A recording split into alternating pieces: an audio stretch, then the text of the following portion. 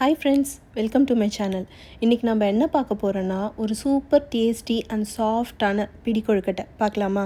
நான் சொல்கிற இதே மெஷர்மெண்ட்ஸில் நீங்கள் ட்ரை பண்ணி பார்த்தீங்கன்னா உங்களுக்கும் கண்டிப்பாக இதே போல் சாஃப்டான பிடி கொழுக்கட்டை கிடைக்கும். நீங்கள் காலையில் செஞ்சாலும் ஈவினிங் வரைக்குமே இது நல்லா சாஃப்டாகவே இருக்குங்க, ஹார்டே ஆகாது. இப்போ இதுக்கு என்னென்ன வேணும்னு பார்க்கலாமா? 1 கப் பச்சரிசி மாவு ஒரு பேனில் எடுத்து லைட்டாக அதை சூடுபடுத்திக்கலாம். இதுவே ஸ்டோர் பாட்டாக இருந்தாலும் நம்ம இந்த ப்ராசஸை ஸ்கிப் பண்ணாமல் பண்ணோம் சாஃப்டான பிடி கொழுக்கட்டை வர்றதுக்கு. இப்போ இதுக்கு 3/4 கப்பு வெல்லமோ 1/4 கப்பு தண்ணியும் நான் எடுத்துக்கிறேன். இந்த மாவுக்கு ஏற்ற மாதிரி 1/4 கப்புலேருந்து 1.5 கப்பு வரைக்கும் தேவைப்படலாம். நான் 1/4 கப்பு எடுத்திருக்கேன். இப்போது நம்ம இது கொஞ்சம் வறுபட்டுடுச்சான்னு செக் பண்ணி பார்க்கலாம். லைட்டாக சூடு ஏறினா போதும், ரொம்பலாம் அது மாவு கருக விடக்கூடாது. இப்போ அது கொஞ்சம் சூடு வந்துருச்சு. நம்ம இதை எடுத்து இன்னொரு பாத்திரத்தில் ட்ரான்ஸ்ஃபர் பண்ணிக்கலாம். அந்த வெல்லம் கூட லைட்டாக கரைஞ்சால் போதும். அது எந்த பதம் எதுவுமே பார்க்க தேவையில்லை. ஜஸ்ட் அதில் போட்டிருக்க வெல்லம் மட்டும் கரைஞ்சி வந்தால் நமக்கு போதும். இப்போது இதை நம்ம ட்ரான்ஸ்ஃபர் பண்ணிட்டோம். வெல்லம் கரைஞ்சிருச்சான்னு செக் பண்ணிக்கலாம். வெல்லமும் நல்லா கரைஞ்சி வந்துடுச்சு. இப்போது இதை நம்ம வேறு ஒரு பாத்திரத்துக்கு ஃபில்டர் பண்ணிக்கலாம். ஏன்னா வெல்லத்தில் எப்போவுமே ஏதாவது தூசி இருக்கும். ஸோ நம்ம அதை ஃபில்டர் பண்ணி தான் யூஸ் பண்ணணும். இப்போது நான் இதை இன்னொரு பாத்திரத்துக்கு ஃபில்டர் பண்ணி எடுத்துக்கலாம். இப்போ இது கூட நம்ம ஒரு பிஞ்ச் அளவுக்கு சால்ட், ஒரு 3 டேபிள் ஸ்பூன் அளவுக்கு துருவின தேங்காய், ஒரு 3லேருந்து 4 இடித்து எடுத்த ஏலக்காய், இது கூட நம்ம ஒரு டீஸ்பூன் அளவுக்கு கீயும் சேர்த்துக்கலாம். கீ சேர்த்தா இன்னும் நல்லா இருக்கும். இப்போது இது நல்லா கொதித்து வர வரைக்கும் நம்ம வெயிட் பண்ணுவோங்க. கண்டிப்பாக நல்லா கொதி வரணும். இதோ பார்த்தீங்களா, இதை மாதிரி நல்லா சலசலன்னு கொதித்து வரணும். அதுக்கப்புறம் தான் நம்ம கண்டிப்பாக இதில் மாவு சேர்க்கணும். நம்ம கொழுக்கட்டை சாஃப்டாக வர்றதுக்கு இதுவும் ஒரு டிப்பு.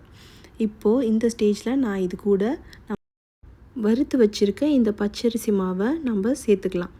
இப்போயே நான் இந்த ஸ்டவ் ஆஃப் பண்ணிடுறேன். இந்த சூடே போதும். நம்ம இதை கிண்டி எடுத்தால் அது கரெக்டாக அந்த மாவு வெந்துக்கும். இப்போது நான் இதை கொஞ்சம் கொஞ்சமாக கிண்டி எடுத்து மொத்தமாக எல்லாம் ஒன்று திரண்டு வந்ததும் இது மேலே ஒரு தட்டை போட்டு ஒரு 5 to 10 மினிட்ஸ் மூடி வச்சா அந்த அனல்லே அது பாதி குக் ஆகிடுங்க. இப்போது நான் இன்னொரு பாத்திரத்தில் தண்ணி எடுத்து ரெடியாக வச்சுருக்கேன். அதை எடுத்து நம்ம சிம்மில் வச்சுட்டு இந்த மாவு கை பொறுக்கிற சூடு வர வரைக்கும் நம்ம வெயிட் பண்ணுவோம். இப்போது எனக்கு கை பொறுக்கிற சூடு வந்துருச்சுங்க. நான் இதை ஒரு பிளேட்க்கு ட்ரான்ஸ்ஃபர் பண்ணி இது கூட 1 டேபிள் ஸ்பூன் அளவுக்கு வறுத்த எள்ளு சேர்த்துக்கிறேன். நீங்கள் கருப்பு எள்ளோ வெள்ளை எள்ளோ உங்கள்கிட்ட எது இருந்தாலும் வறுத்த எல்லாம் இந்த ஸ்டேஜில் இது கூட சேர்த்து நல்லா பிசைஞ்சு கொடுங்க. ஏதாவது கட்டிகள் இருந்தால் கூட இப்படி நம்ம நல்லா பிசைஞ்சு கொடுக்குறப்ப நல்லா சாஃப்டாக நல்லா வந்துடும் எல்லாமே ஒன்று சேர்ந்து. இப்போ இது நல்லா நம்ம பிசையும் போது நல்ல ஒரு பால் மாதிரி அழகாக ஒன்று சேர்ந்து எல்லாமே வந்துடுங்க. இப்போ அது வந்ததும் நமக்கு என்ன சைஸில் வேணுமோ அதை மாதிரி சின்ன சின்ன உருண்டைகளாக முதல்ல உருட்டி வச்சுட்டு அதுக்கப்புறமா நம்ம பிடிக்கும் போது அந்த பிடிக்கொழுக்கட்டையோட ஷேப் நல்லாயிருக்கும். நம்ம விரல்லாம் அதில் பதிஞ்சு நல்லா பிடிக்கொழுக்கட்டை பார்க்க நல்லாயிருக்கும். இப்போது நான் இதை நல்லா பிசைஞ்சு கொடுத்ததும் நல்லா எனக்கு இதை மாதிரி வந்துருச்சு. இப்போ திரண்டு இதை மாதிரி கண்டிப்பாக வரணும். வந்ததுக்கப்புறமா நம்ம அதை உருண்டைகளாக பிடிச்சு அதுக்கப்புறம் அதை பிடிச்சாதான் கண்டிப்பாக நல்லா வரும். அது வரைக்கும் கொஞ்சம் நேரம் பிசைஞ்சு கொடுங்க. இப்போது இதை நான் என்னென்ன சைஸில் வேணுமோ உருண்டைகளாக உருட்டி இப்போது இட்லி பாத்திரத்தில் அங்கே தண்ணி நல்லா கொதிக்க ஆரம்பிச்சிருச்சுங்க சலசலன்னு. நான் இப்போ அதுக்கு தேவையான இட்லி தட்டும் அது மேலே போடுறதுக்கு ஒரு காட்டன் துணியும் எடுத்து நனைச்சி பிழிஞ்சி எடுத்து வச்சுக்கிறேன். அப்போது நம்ம இது எல்லாத்தையும் அது மேலே எடுத்து வைக்கிறதுக்கு சரியாக இருக்கும் நமக்கு. நீங்கள் தேங்காவை இப்படி துருவியும் சேர்த்துக்கலாம். அப்படி இல்லைன்னா நல்லா பல்லாகவும் போட்டு சேர்த்துக்கலாம். இந்த பல்லாக போடுறப்ப இந்த கொழுக்கட்டையில் நடுவில் சாப்பிட்றப்ப அதை கடிப்படும் போது ரொம்ப நல்லாயிருக்கும். இப்போ இதை மாதிரி தாங்க நீங்கள் பிடிச்சி வச்சுக்கணும். அந்த பால் எடுத்து நம்ம நடுவில் கையில் வச்சு ஜஸ்ட் ஒரு ப்ரெஸ் லைட்டாக கொடுத்தோம் அப்படின்னா இந்த ஷேப் அழகாக நமக்கு கிடைக்கும்.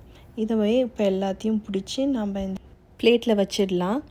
நாம் கண்டிப்பாக கொழுக்கட்டையை 7 to 10 மினிட்ஸ்க்கு மேலே வேக வைக்கக்கூடாதுங்க. அதுக்கு மேலே வேக வச்சாலும் நமக்கு கொழுக்கட்டை ஹார்டாகிடும். நம்ம அதனால் 5 to 10 minutes medium to high ஃப்ளேமில் வச்சு நம்ம இந்த கொழுக்கட்டையை எடுத்தால் நமக்கு நல்ல சாஃப்டாக கிடைக்கும். இதுவும் ஒரு டிப். இப்போ நம்ம இது வெந்து வர வரைக்கும் கொஞ்சம் வெயிட் பண்ணலாம். நான் க்ளோஸ் பண்ணி வச்சுருக்கேன். இப்போ எனக்கு 5 to 10 minutes ஆயிடுச்சு. நான் ஓப்பன் பண்ணி பார்க்குறேன். நல்லா ஆவி பறக்க சூப்பராக கொழுக்கட்டை ரெடி ஆயிடுச்சு. நீங்களும் இதே மெஷர்மெண்ட்ஸோடு ட்ரை பண்ணி பாருங்கள். நான் டிஸ்கிரிப்ஷனில் இதோட மெஷர்மெண்ட்ஸ் எல்லாமே கொடுக்குறேன். நீங்கள் ட்ரை பண்ணி பார்த்துட்டு உங்களோட கமெண்ட்ஸை என் கூட ஷேர் பண்ணுங்கள். பார்த்தீங்களா எவ்வளோ சாஃப்டாக கொழுக்கட்டை வந்திருக்குன்னு. என்னோடய பசங்க எல்லாமே சாப்பிட்டு நல்லா என்ஜாய் பண்ணாங்க. நீங்களும் உங்கள் வீட்டில் ட்ரை பண்ணி பார்த்துட்டு என்ஜாய் பண்ணுங்கள். உங்கள் கமெண்ட்ஸை என் கூட ஷேர் பண்ணிக்கோங்க. தேங்க்யூ. பாய். இன்னொரு வீடியோவில் பார்க்கலாம்.